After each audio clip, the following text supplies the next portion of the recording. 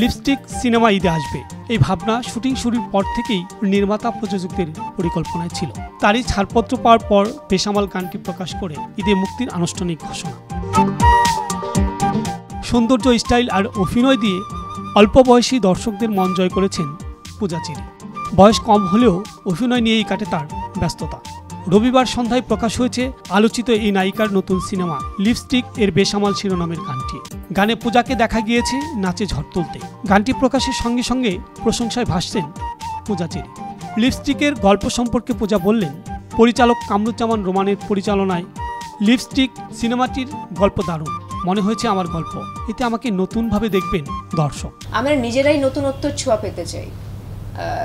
So নতুন কিছু দেখতে কার না ভালো লাগে, সেটা যদি জিনিসটা যদি ভালো হয়। তো আমরা লিপস্টিক মানে কথা দিচ্ছি, জানি না যদি আপনাদের ভালো না লাগে, বাট আমরা শিওর, আমাদের মন বলছে যে আপনাদের সবার ভালো লাগবে। গান দেখে তো বেসামাল হয়ে গেছে, তো এখনো তো এটা তো জাস্ট একটা ঝলক ছিল। হ্যাঁ, যে আমরা এটাকে বলছি হচ্ছে এটা আমার ডিরেক্টরের কথা, উনি থাকলে ভালো হতো। উনি বলছিল যে এটা আমাদের ব্যয়বহুল গান। ইভেন আমাদের যে স্ক্রিপ্ট রাইটার আব্দুল্লাহ জহির বাবু, উনিও বলছিল যে ঈদে আমাদের এই গানটা আসলেই সবাইকে বেসামাল করবে। তো অলরেডি তো হয়ে গেছে, সেটা ইউটিউবে গেলেও দেখা যাচ্ছে, ফেসবুকে পোস্টে, রিলসে, টিকটকে সবকিছুতে। লিপস্টিক সিনেমায় পূজা চেরির বিপরীতে অভিনয় করেছেন আদর আজাদ।